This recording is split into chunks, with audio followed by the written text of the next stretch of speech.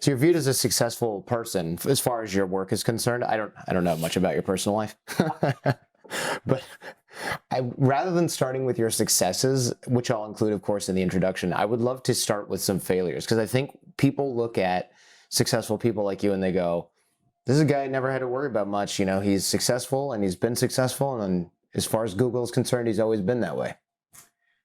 Okay. I mean, I am averse to the failure Olympics because I think sometimes it gives us a place to hide, but there are two kinds of failures.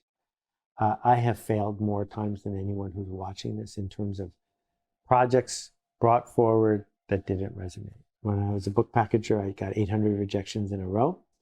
And for more than 10 years, I was on the edge of bankruptcy, 4 weeks away from being completely out of money. When we were building Yoyodyne, the company that ended up going to Yahoo, our biggest client was AOL. And at one point, the VP of AOL said to me on the phone, "If you set foot on our campus, I will have you arrested." Oh, wow. Right? So it was high stakes. And there are things that I brought, books I worked on for a year that sold 1,000 copies. There were projects, another thing we did for AOL was one of the best ideas I ever had. We worked on it for a year. We built the whole thing out. And a week before it launched, AOL switched its business model from royalty to flat rate, which meant the project got canceled. Oh. And so there's a lot of bumper cars when you decide to do a life of projects. And I wouldn't have it any other way. The real failure that I think is worth talking about, that's way more interesting now that I've survived the other kind, is the failure of inaction. And like everyone, I have a really long list of that. What are the things I could have done and didn't? Who are the people I could have helped but didn't? And that's the kind of thing I try to pay attention to, because I know a lot of people who have succeeded, and the reason they succeeded is because they persisted, but also because they protected against the downside. So they still protect against the downside. But what could they have accomplished if they had protected a little bit less against the downside and instead said, it doesn't matter that this might fail. What matters is that this is worth trying. And that's something I try to motivate myself to do all the time. When you see people protecting against the downside, what are you primarily referring to? Is there kind of a common example of people being overly risk averse? Or well, the most important good way to protect against the downside is you never want to get thrown out of the game. And so the reason I can confidently say I've failed more than most people is because I haven't gotten thrown out of the game. I got to keep trying. Yeah. I did thousands of book ideas and published 120 books as a book packager. And only 3 of them became big bestsellers. That means I had 117 that disappointed the publisher, right? Stay in the game, make it so that you're not thrown out. But the thing that people avoid is the 1-star review on Yelp, the person in the audience who doesn't laugh at your talk, the engagement with a customer who's furious at you. Well, maybe it's not for them. And if you have a way to make promises that aren't disingenuous, that don't undermine your reputation, and then you can make people whole when it doesn't match, well, then fine, it's not for you. And so if somebody goes to a horror movie and it's too scary, just give the guy his $9 back. Mm-hmm. Don't feel like you shouldn't have made it. I have a podcast coming out about, for whatever reason, I talk about Stanley Kubrick a lot. 2001 was trashed by the critics when it came out, that it was boring, that it was poorly made. So what should Kubrick have done? Pulled it from the theater? Of course not. Gone to work at Blockbuster. Yeah. Right? But you make the movie knowing some people aren't going to like it. If you want everyone to like what you do, you can't even open like an ice cream stand because people are allergic to ice cream. Yeah. What did you do to almost have the threat of being arrested at AOL? I mean. Okay. So the AOL story works like this. I invented with my team at Yoyodyne commercial email. If you've ever gotten an email you wanted to get, that's because we invented it. It was 1990, long before the web. And we ran games of skill and sweepstakes using email because there was no World Wide Web. So one of our big clients was AOL. One of our big clients was Carter Wallace, the people who make Arid Extra Dry deodorant. And so if you were playing the Arid Extra Dry deodorant game, you got an email every week. And if you got the questions right, you moved up in the standings. And at the end, you would win, I don't know, a car or something. If you were playing the AOL game, you were getting emails every week about parts of AOL that you could go research on AOL and have fun and win a prize. Well, Monday, the emails went out, and for whatever reason, the AOL players, there were 400,000 of them, got the Arid Extra Dry email by mistake. Oh, oops. Yeah. And this was when AOL stock was going up every day. So, not good. No. Not good. And so I had this long, distraught meeting with my tech people, and they built all this stuff. And a week later, I get to the office and they'd done it again. Oh, yeah. And so I called down to Virginia, which is where AOL was, and I said, Audrey, that was the vice president, I can't tell you how sorry I am. I'm going to fly down there just to express my concern. I'm really sorry. And that's when she threatened to have me arrested if I showed up on campus. So we then hired at great expense this guy, we got him to quit his job, 50-year-old who was grown up, who would build a whole system. And then third week, I get to the office at 4 a.m. because no email at home, right? 4 a.m., check it, and it's mixed up again. No. And I called Dan, my head of engineering in our Boston office. And if it hadn't been a basement office, he would have jumped out the window. It turns out what this guy had built was a system that showed just 4 of us what was about to happen. So only 4 people got the email the third week, and then it was fixed after that. But yeah, I'm getting anxiety hearing it, so I can imagine telling it. Yeah. Well, okay. So you've had a bunch of failures. And the failure Olympics, I'm with you on that. I feel like there are people now who are just like, here's this even bigger story. Oh, well, let me one up your story about that. And this thing I almost did to myself on purpose so that I had a story for your podcast. Exactly. I get that. Do you ever have imposter syndrome these days, or is that kind of a thing that you've put behind you? Yeah. So for those people who haven't heard the term, imposter syndrome applies to both sexes, genders, but women in particular feel it, which is, I'm a fraud. What right do I have to be on the stage? What right do I have to be publishing this idea or running this podcast? And I have really strong feelings about this, and some people are made uncomfortable by it. But here we go. Of course you're an imposter. Of course you feel that way. What right do you have to be sure that you can define the future? You can't. If you don't feel insecure, you're a psychopath. Yeah. Right? The fact is, when you feel like an imposter, it means you're onto something. It means you're leaning out of the boat, doing generous work. If you're not feeling that way, you're not working hard enough. What does it mean when I simultaneously think, why isn't my work bigger? And also, maybe I shouldn't be leaning out of the boat. I have imposter syndrome and entitlement or something, whatever that's called. Yeah, and I think they go together because you believe that you were doing something generous. And what we see in our culture is who's number one on YouTube, who's number one on Billboard, who's number one on TV. And they don't mention that there are, 142 TV shows and only one can be number one. They don't mention the average podcast in this country has 145 listeners. Yeah. Average. Yeah. Your podcast could be great. It is not related to the fact that someone else has more listeners to you. Those are separate things. And there are tactics and strategies that you can use to get more people to see what you do. But the number of people who see what you do is not related to the goodness of what you do. I think that's important because I know that people, I don't know if it's just an American thing, we're obsessed with charts, we're obsessed with rankings, everything is competitive. And that's good because it makes the free market a little better. But it's also, there's some part of us that goes, well, if I'm not number one, then I'm garbage or my work is garbage. And that's inherently unhealthy because nobody can start at number one. I mean, not really anyway. Unless you realize that the whole thing is about categories, the taxonomy of what category. So I will never have a number one Billboard single because I don't make music. Oh, yeah. Wow. Right? Well, if you can invent a category, you get to be number one in it. And I've been doing that my whole career. I was the number one creator of CD-ROMs for parents when I did my Fisher-Price CD-ROM title because it was the only one. Right. Yeah, sure. And when I was the first person to do books with Amazon, I was number one in my category. Good trick. You don't have to be a pioneer, but the benefit of being a pioneer is you get to invent a category that's very small and you can be number one in it. Right. Right. And then you just spend hopefully not too much time looking over your shoulder going, I hope nobody else figured this out. Or actually you want everyone else to figure it out. And that's the other thing is that I was at a trade show this weekend in the fancy food industry. And the people who are at the trade show aren't competing with each other, right? There isn't the problem of this chocolate versus that chocolate. The problem is that 99% of the people don't buy any expensive chocolate. That's the competition, right? The competition is always none of the above. The competition is didn't show up. So right now with the Alt MBA and with the Akimbo workshops, we're trying to reinvent the way people learn. Who is my competition? My competition is cat videos.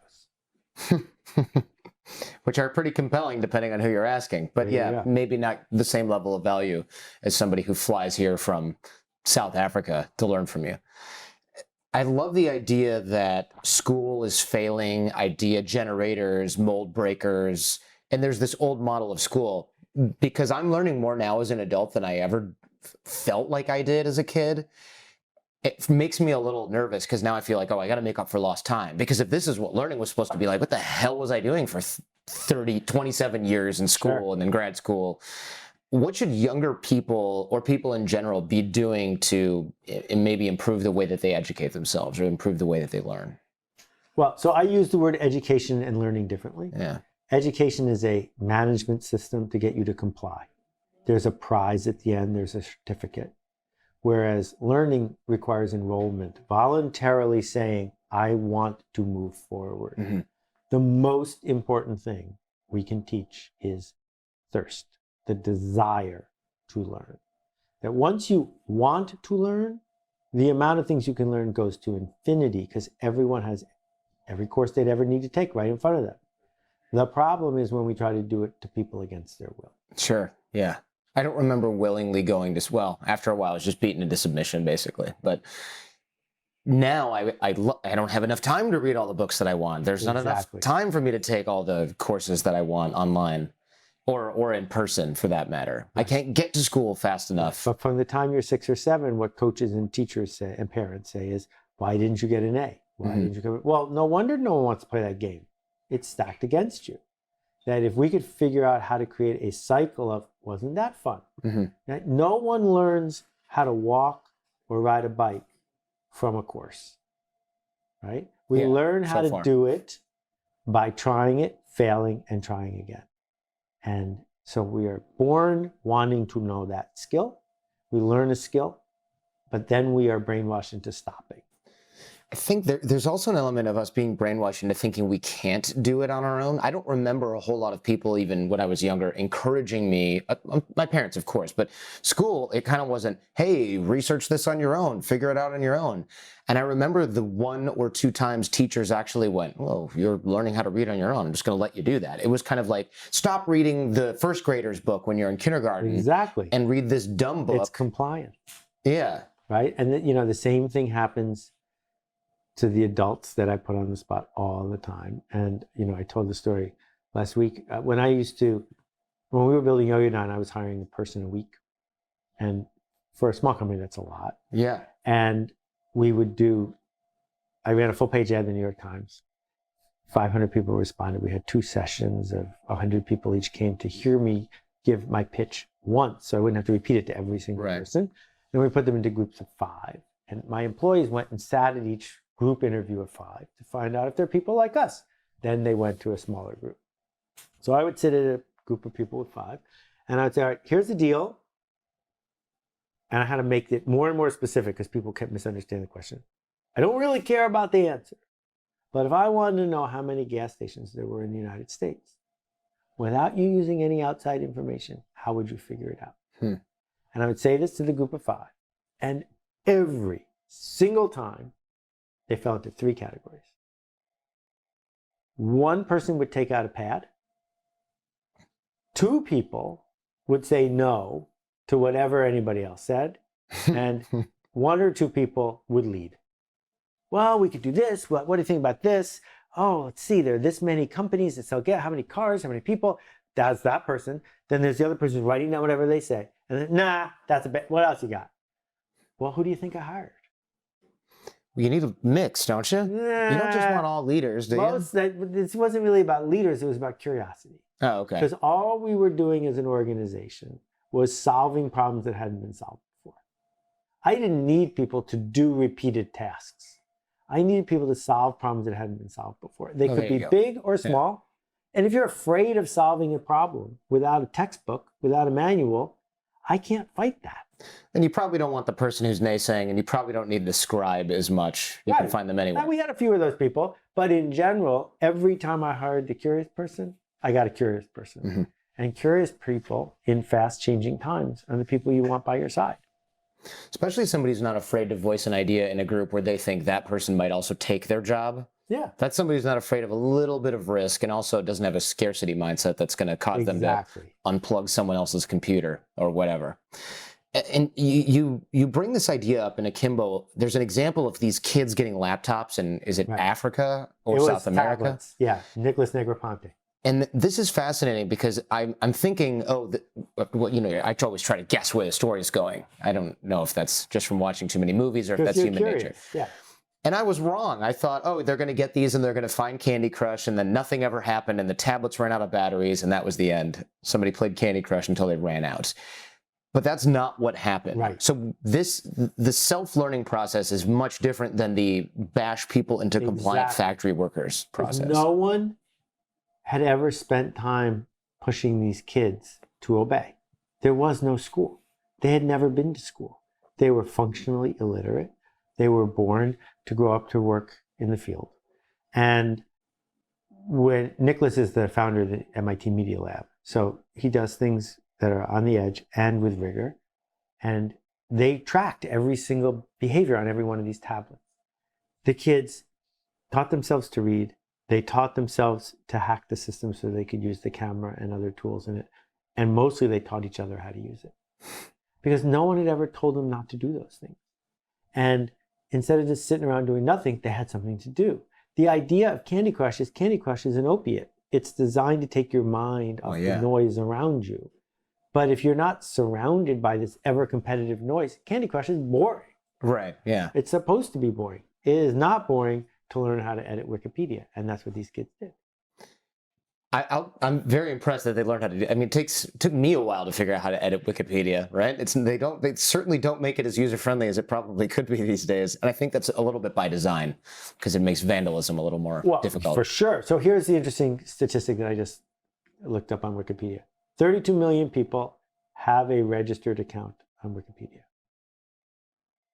3,900 people are authorized to start a new article in Wikipedia without oversight. That's the size of the funnel. 1 in 10,000. Meaning that most people who edit Wikipedia simply fix typos. A few thousand people really get deep into it, and 3,800 of them are the actual, quote, staff Wikipedia. That funnel is fascinating because it applies to most forms of everything. When you think about out of every 30 million people who say I paint, how many of them are cutting-edge artists that belong in the Metropolitan or the Modern Art? It's not a talent thing. Right. It's a skill and commitment thing. That's an important point. I think that's more important than I originally had given it credit for, because a lot of us will say, I can't really do that. I don't have the natural skill, or man, it's going to take me 20 years to build that level of skill. Yep. But since that's not the metric we're really required to have to do anything important, exactly, it becomes not irrelevant, but certainly less important and less relevant than we might have thought. Right, because most of the things we celebrate in the media and the culture are talents. How tall are you? Can you dunk a basketball? How fast are you on the buzzer at Jeopardy? These are things that I will argue you might be wired for. But the other stuff, persistent, open-minded, curious, generous, driven, those things are harder to build a game show around, but that's the rest of our lives. Those are the people who end up running the rest of our lives because that's what makes the culture work. I think we all know it's cheaper for big companies to make, as you said, average things for average people. But now we're seeing all these micro market subcultures, influencers. So there's no Larry King Live anymore. I mean, maybe it exists, but not really in the way that it did in the 90s, right? Where like There were news articles that I read when I do research on people. It says, during Larry King Live, a plane crashed into, and it was like, well, that must have been at 10 p.m. on every weeknight because everyone was watching this. Yep. That kind of isn't a thing, unless it happens during Game of Thrones or something, right? And even then, it's like, oh, well, on Tuesday, oh, wait, that's only when I watched it. So late night TV, even those are the big things that people talk about, and those are fragmented, and those are competitive, and those hosts are crying in their cereal about the lack of ratings. And giant shows like Bill Maher or whatever on HBO. You have a giant show. Your show is bigger than Bill Maher's show. That's what I learned that recently, and I was like, that's not right. And then I asked people that have the secret inside details, and I went, well, where's my contract with HBO? Exactly. Where's my giant sound studio? Right. Well, theirs is a legacy business. That's right. Yours is a growing one. That we could talk forever about the dynamics here, but what happened was the FCC said there's only 3 channels. That creates scarcity. Everyone's watching TV. That creates this value. The programming was not, how do I get more people to watch TV? It's how do I get them to not watch one of the other 2 networks? Because the game theory is pretty simple, which is if I get a third, I win. Just a third, that's plenty. And so if you're running a commercial against 1/3 of the American population, you better sell them something they want to buy. Yeah. Because that's a lot of people. So you have Heinz Ketchup and Kraft Singles and Ford Motor, right? But then the FCC stops mattering at all. And we go from 3 channels to Larry King. He actually wasn't as big as it may seem today. He was tiny compared to MASH or to Carol Burnett. Then you go to 100 cable channels. And then you go from 100 cable channels to 1 billion internet channels. If there's 1 billion internet channels, if there's 70 million blogs, if there's 5 million or whatever it is podcasts, there's no shortage of things to tune into. And by definition, there will be some hits because we like to have something we can buzz about. Mm-hmm. But even the hits are tiny compared to what they used to be. That Mad Men, which was considered the greatest TV show of its time, 3 million people tuned in every episode. Which is like, if your podcast had that, you'd be one of the top podcasters, but I don't even know if you're beating Rogan at that point. Right. But if you were on TV in 1970, that was last 3 million. There was no TV show that had fewer viewers than 3 million in 1970. Really? Yeah. Wow, I didn't know. It was last place because you had a third if you just tied, right? If you just tied, you had 60 million, 50 million, 40 million people watching you. Wow. This is 3 million. It's Mad Men because the whole thing fractures. And if the whole thing fractures, number one, it's not clear advertising makes sense. But if advertising does make sense, why on earth would you advertise average stuff when you could buy specific places to put your ads? So if you know that it's a vegan podcast, you can sell them vegan stuff. Right. Which you never used to be able to buy an ad for vegan stuff. Where could you afford to do that? So now we're way out on the long tail because it's also true. At the very same time, just a coincidence, container ships plus robots plus computers means we can make obscure edge case products at a reasonable price.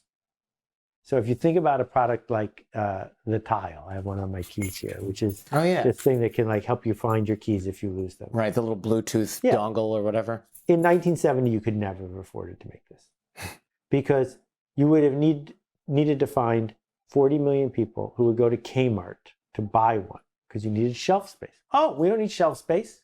We have Amazon, unlimited shelf space. So all these things lined up.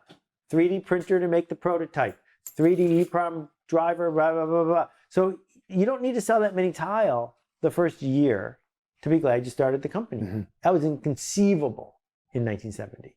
So all these things lined up at the same time to create this long fractured thing, which means that most ideas are underwater. Most of the songs on iTunes sell 0 copies a year. Most of the Kindle books sell 0 copies a month. 0, because it's under the line. There's a whole bunch that sell 1. As I said, podcasts have 145 listeners. So you're not going to be able to make a living at it. It's a great hobby. So what we're going to end up with is all this churn at the long tail. And then the short head when the Rogans or whatever show up as a hit. Because hits are harder to find, you can make money from it. And because they're so much cheaper to make, you don't have to make that much money to be glad you did. So knowing this, can we make a huge impact like we used to be able to do by getting a hit or creating something and having it resonate with the masses? Like, is it harder now, or does it just look harder, or are we kind of like redefining what do you mean hit by means? a hit? Yeah, I guess that, yeah. Do you mean come to the exact you same. mean change the culture, or do you mean make a lot of money? Yeah, so is there even a such thing as cultural radar anymore?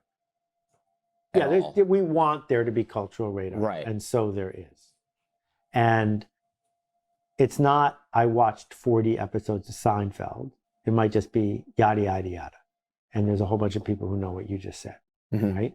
So it's a memification of how we talk about it. But what's really happening, and I think we see this beautifully in the way the gay marriage movement succeeded so quickly, is what are your friends doing? People like us do things like this. The people around you, what do you see? And so what they realized was they didn't need to make a case or change everyone's mind. They simply needed to make it so that people who cared about the issue would normalize it enough to the people around them. So even though there wasn't a central broadcast, a central show, it becomes this groundswell of, yeah, fine. And so it's done, right? And so we're going to see the culture keep changing horizontally, not the vertical way. The vertical way was Oprah would have somebody on who said something that was heard by 25 million women at 2:00 in the afternoon, and then boom, it's on the radar. This is slower than that and more horizontal than that, but it will change the culture because the culture wants to change and people want to be in sync with their people. That makes sense. And it sort of leads me to what probably sounds like a dumb question, which is, does it still make sense for us to do good work, the high quality work? And of course it does, but it kind of seems like it depends on the measuring stick. Oh, but the now. semantics matter so much. Yeah. So let's be clear about what quality means. Sure. Quality does not mean deluxeness. Quality does not mean expensiveness. Those words are often associated with quality. Quality, Edwards Deming, Phil Crosby, their definition is meets spec. If you meet spec every time, you have created something of quality. So a Toyota is higher quality than a 1968 Rolls-Royce, because the 1968 Rolls-Royce, made by hand, broke down more than a 1990 Toyota. It was higher quality, met spec. So the production of almost everything in our lives, food chain, the mechanical devices we buy, way higher than any time in history, because engineers figured out how to improve quality. Okay. Now, if I get a Kindle book and it's filled with typos, it's low quality. Right. If I get a Kindle book and it's a trashy romance, well, was it marketed as a trashy romance? Because if it is, then it's a high quality trashy romance. Right, it meets spec. It meets spec. So what does it mean to do good work? Well, I think the difference between good work and great work is that good work met spec. Great work, you can't stop talking about. It so exceeded your expectations that you have to spread the word. And therefore, if we want to have a change in the culture, we have to be remarkable. And what it means to be remarkable is to do something great. That doesn't mean quality. It might mean the opposite of quality. It might be wabi-sabi. It might be a humanity to it. That, so when you saw Jon Stewart choking up last week when he was testifying before the Senate and the House, that was low quality and it was excellent work, right? Because he didn't finish his sentences. He got choked up in his words. So he didn't deliver the word properly, but it was remarkable. It got seen by millions of people. It made a difference because it was human, because it was great work. And so I think our obligation is to not be this sort of faux perfectionism of holding it back because it's not perfect, but instead say, this is important, and I'm going to do what's necessary to make it important. Wabi-sabi, correct me if I'm wrong, is where is a Japanese art form where they sort of, did they deliberately break the pot and then glue it together with gold? Or does it There is a thing, it starts with a K, I can never remember what that's called. Okay, so if you went to Japan in 1960 and said wabi-sabi, no one would know what you meant. It was actually a psychoanalyst in the United States, Leonard, I want to say his last name's Corin, wrote a book called Wabi Sabi, in which he conflated two words, wabi and sabi. And basically, I'm not doing a literal translation. One means death, and one means nature, and one implies handmade. It's the reality of use. And so a astroturf lawn in the suburbs might be perfect, but a playground has wabi-sabi. You can see the footprints of the kids who came before you. The catcher's mitt that's brand new from the store is new, but a worn-in catcher's mitt is worth more because it has wabi-sabi. It's been there, and it's on its way to going away. And so, yes, there is a Japanese form of sculpture where you intentionally break a sculpture and then glue it together with gold to show that that's our lives, right? Our lives are nothing but our scars, the things that didn't work out.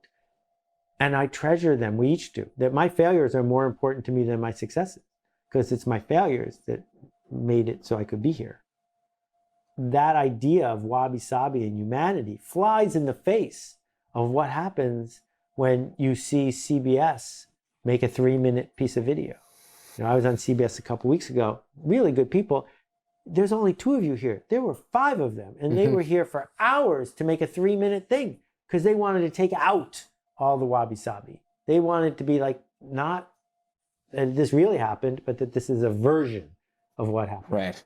And one of the reasons that Hollywood movies cost so much is that when you have an unlimited budget, you spend the last half of it taking out all the stuff that would make it look real. Right, yeah, everything is, oh, that wasn't lit perfectly, or if there was someone walked by outside, we have to get rid of that, and it's, well, yeah, we're in Seth's office, you know. Well, what's this? There's wires in the shot. Yeah, there are wires in the shot. There are wires in the office. Exactly. So, and people like that about podcasting, right? The wabi-sabi is there until there's just too much wabi that everything else gets lost in exactly. You can't hear the I message. recorded my podcast in the bathroom right behind us here in the shower, and I lined it with some foam, and I just go in there and I hit record. And I have no staff other than Alex, who does the final edit for me, because I figured that's what people wanted from me. To be clear, you're not actually taking a shower. If you turn on the water, I don't know what would happen. Right. That might be a little, yes, no more wabi-sabi at that point. More like... Wet. Yeah, wet. Let me tell you where I get a little discouraged. There are podcasts that talk about Real Housewives, what the host had for breakfast. Yep. She's drinking, she's 3 glasses of wine deep when she does it. It has twice the audience that I have. At least. Yeah, probably more like 5x. It's, super profitable. Sure. And everyone's going, we want to buy ads on that one. But then there is an element of, well, not ads for things that maybe smart people would buy because they're not listening to that. But you'll never have better ratings than Jersey Shore or something that makes us all go, oh, and cringe, where the brands are paying the person to not wear the clothing. Right. Right? If you A/B test a website enough, it will turn into a porn site.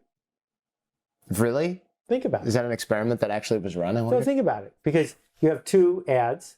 One ad has someone sort of unclothed. One ad doesn't, which is going to get more clicks. You have 2 things that people can do. One involves getting a short-term hit of endorphin. One doesn't. Like bit by bit by bit, it's going to keep pushing you in a direction for a certain audience, right? Like if you look, why is the spam from Nigeria so poorly written? Deliberately filtering in people that would fall for it? Exactly. Yeah. Because it costs them a ton to get you to the next 6 steps of interaction. They don't want a smart person in the funnel because it's just going to break before they pay. They want dumb people in the funnel. And so the question I would ask you is, what's your goal?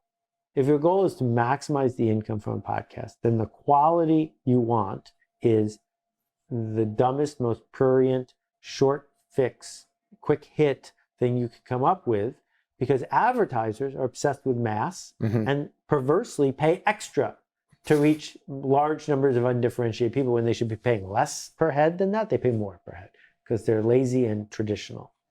So if that's the work you're proud of, this is the easiest thing in the world to do. Right, it's not. It makes me want to take this pencil and push it as hard as I can. I don't think you should, because you're comparing apples to oranges. That those people, what they really should be doing instead of a podcast is making a network TV show. They're failing too, because they only have 1/10 the reach they'd have on network TV. So it's a hierarchy, but it's not a ladder you want to be on. Instead, you're saying, for the people on a journey I care about, I can go with you over there. Who wants to come? And that's not the way to maximize your profit. The way to maximize your profit is go to work at Goldman Sachs. This is the way to maximize your impact on the people you seek to serve.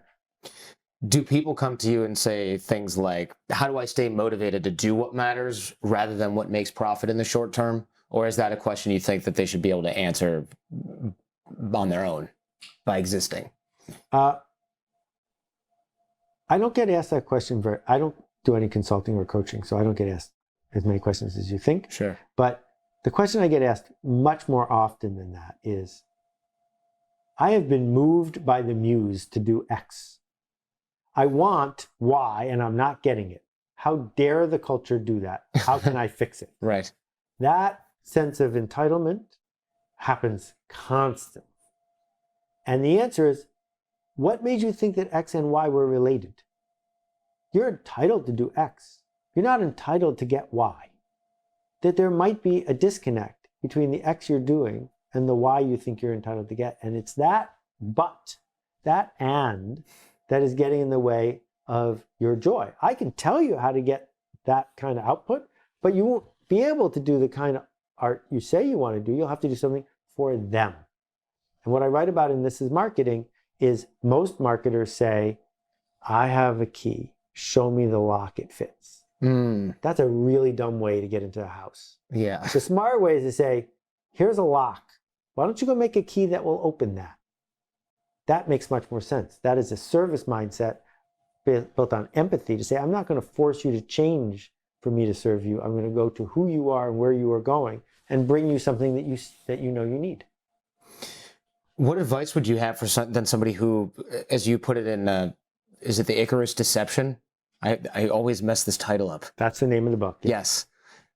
Did it have another title, or was there just a misprint in an article that was big that had the title wrong? Or am I just...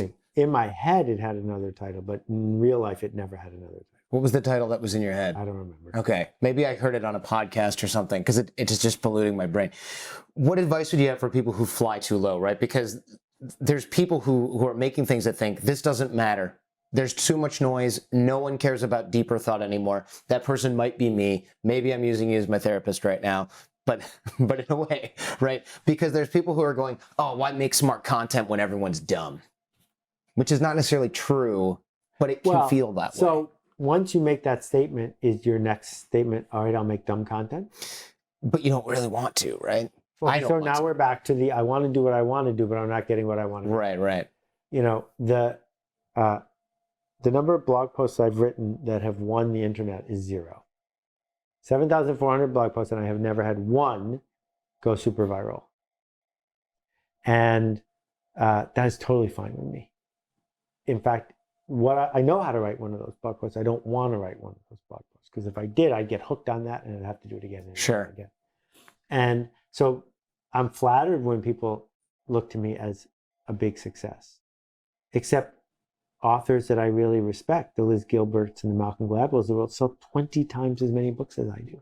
20 times. And I don't have 20 times the podcast listeners you do. 20x is a lot. That's a lot, yeah. And if I was going to focus on that, it would be foolish. Because if I want to go be Liz Gilbert, I should figure out how to be Liz Gilbert. And then maybe I'll get what Liz Gilbert gets. But there already is a Liz Gilbert. I should just be me and figure out how to organize my overhead so that what I'm getting for being me can sustain me to do it again. That doesn't mean you don't try to do outreach that's appropriate. You don't try to find leverage in a social ratchet and learn how to do that kind of marketing. It just means you don't do it with a chip on your shoulder. Right. Because the world, this idea that you're entitled to X because you put the effort in, you just got to go to the floors of museums with artists you never heard of.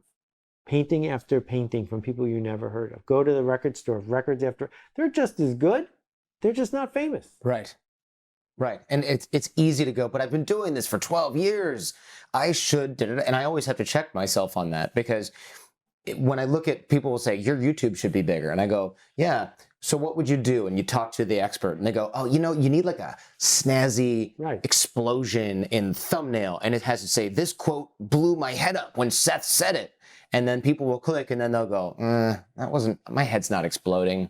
This is dumb. But then you get more subscribers. You've traded trust for attention. Right. You're optimizing for dumbness. And so magazines that I used to respect now have headlines like, this one thing United Airlines did will blow your mind. Right. Well, okay, I clicked once, but I'm never coming back. Right. And so in the long run, we've seen it again and again and again. In the long run, you can trade for attention, but you can't trade for trust. I think that's a really good point. You see websites that were once the preeminent whatever magazine, and now it's called a click farm, and they're not really exaggerating. Right, exactly. And you can turn your work into that if you're not careful by going, wow, look, when I put more cleavage on Instagram, well, maybe not for me or you, but some people can do that and they'll get more followers. But then are you getting people that want to buy your floral arrangements? Are you getting people that want to hear your opinion on something? No, you're getting and this emojis. is the debate we have in the office every day, right? I don't use Instagram the way I'm supposed to. I don't use Twitter the way I'm supposed to. And I don't use Facebook the way I'm supposed to. And I'm aware of that. But my job is not to make Mark Zuckerberg happy. My job is to work with the people who want to go on this journey with me. And if using a social media outlet the way that will make the CEO happy will undermine what I'm trying to do, then I don't want to do it. I'm also not doing a particularly good job making Barnes & Noble happy, right? Fine. That's not my job. You turned down this $1 billion in stock options. Was that for Yoyodyne or was that for somebody else? After I sold Yoyodyne, I was at Yahoo.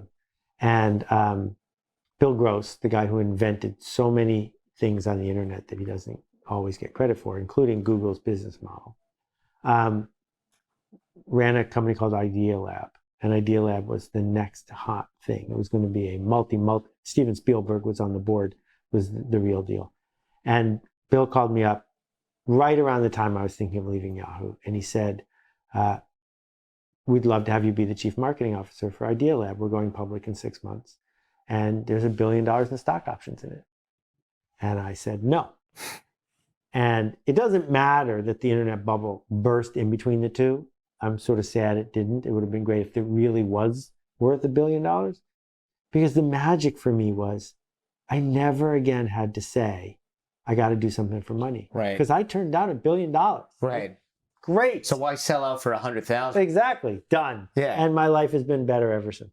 Right. Yeah, I can see that. That's my follow-up to that was, what did that teach you about doing things for money? Because, yeah, if you're going to... I used to be a Wall Street attorney. My bonus check was supposed to be as big as my annual revenue is for this, but you'd be talking to one miserable guy or not at all at this point. And I can see that. I can see that being almost liberating. Like, look, if I didn't sell out for that, there's not really an amount of money that's going to make me then change my principles. Exactly. Or make crappy work. But I also have a lot of other principles about industriousness and forward motion that make me work way harder than I would work if I was just seeking to maximize profit. How do we know what feedback to listen to? Because we're getting a lot. Whenever our work is out there, we're getting a whole lot of feedback. Some of it's unsolicited. And I like to improve my show or whatever. People like to improve their writing, their work based on feedback. But there's a YouTube comment that says, I don't like your purple glasses. And then there's different types of people that might love them or not comment on your glasses at all, because that's not the freaking point. Exactly. How do we really know, when it's not such an obvious example, who to listen to? So I just recorded a whole podcast about this very topic, so I'm going to try not to repeat myself too much, but here we go. The most important thing to remember is a simple sentence. It's not for you. That if someone gives you a piece of feedback that indicates what kind of person they are by the nature of the feedback.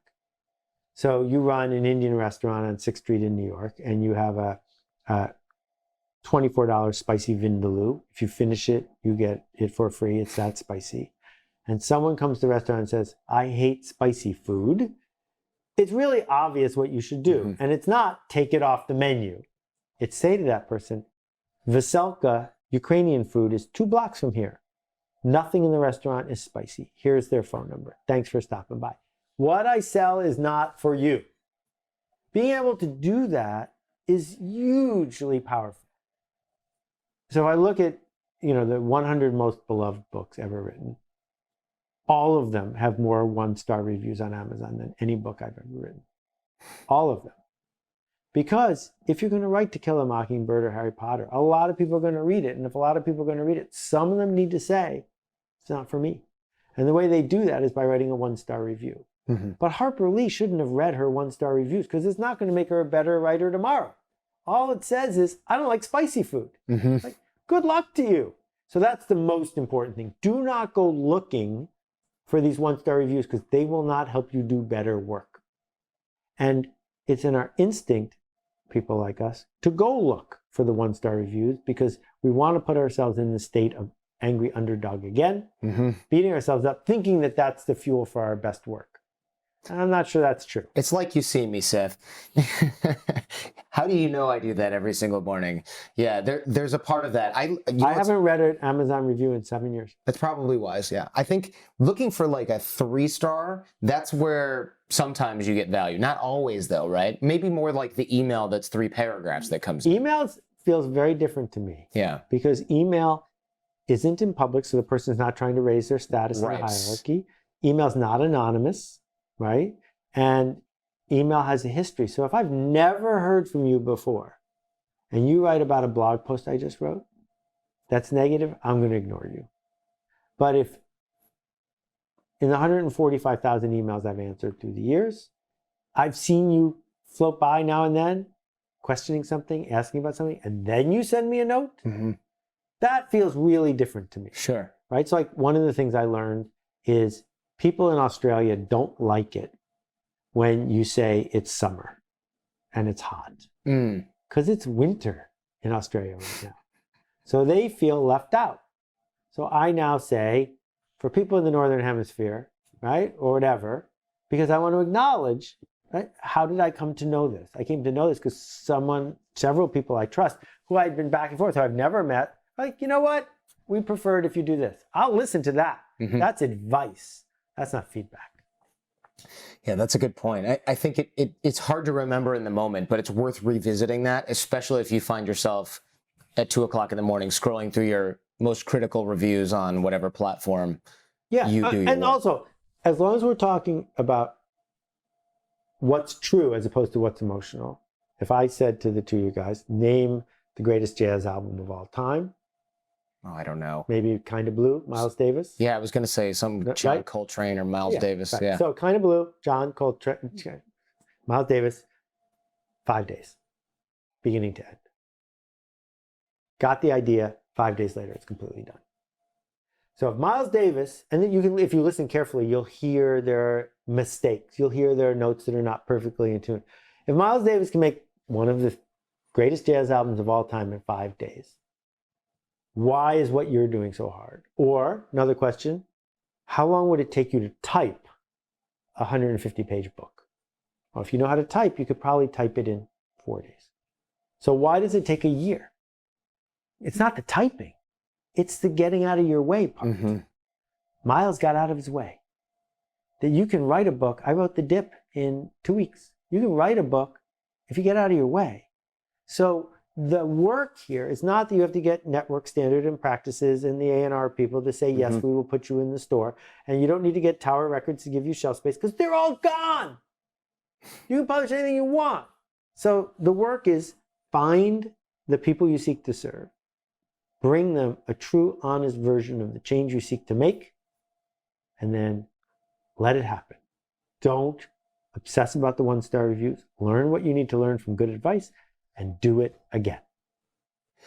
I've heard you say things that indicate that you're not a fan of hustling, so to speak. For sure. I hate that word even because I think that the whole internet is full of hustle porn, as I call it. Yeah. There's whole bodies of work that are just to motivate people to, I don't even know, stand on a beach and do this or something. Can you elaborate on why? Hustle is selfish. It's selfish. Hustle says, how do I create enough reciprocity debt plus close talking plus promises that are hard to keep so that someone will let me go forward rather than doing the difficult work of saying no. That's a hustle, right? So you can get hustled by a life insurance salesperson. You get hustled at the car dealership. You can get hustled at the bus station in New York City. It's not bullying, but it's in the same category. That, one of the hustle things that went around a couple years ago is one way to hustle somebody is engage with them a little bit and then ask for a favor. So email, hey Seth, what's your favorite color? Yeah. Right? You write back, say, oh, really? My favorite color is yellow. Will you blur my book? Right? It drives me absolutely. The worst is, Jordan, I'm a huge fan of your work. This thing really changed my life. And I'm like, oh, I'm having a good read here. Would you? And then I go, oh, so you're just buttering me up. Now I feel it's not dumb. even buttering. You're trying to create an environment where I will feel worse by saying no. That's hustling, because it's nothing generous. It's nothing that you would do if you weren't going to get something in return. Right. It's nothing risky on your part. Like sometimes people will say, I'm taking a big risk here. I'm asking you for so-and-so. What exactly is your risk? Right. There is no risk. What you're doing is trading favors and working your way up ladder after ladder so that in a hurry, you can hustle your way up. And it has never been easier and more socially acceptable to hustle. And my point is, hustle is different than what that other word hustle means, which is the hockey player who always skates a little bit harder, the hockey player who always practices a little bit longer. We also call that hustle. That hustle's fine because you're doing it in service of supporting your team, not because you're trying to trick your way forward. And I think that when we ask most people, would you like to be hustled? Right. They would say no. And if that's really the case, then I'm going to propose to people that they have a better way forward than hustling people. You advocate often for taking this long-term approach versus the short-term approach. And for a lot of people, I think they really love this. When it comes to investing money or investing in yourself or a business, generally it's a good idea. It's more scarce these days, which I think is an opportunity. But I wonder how you or we would go about persuading people to take the long-term journey instead of just what's going to work short-term.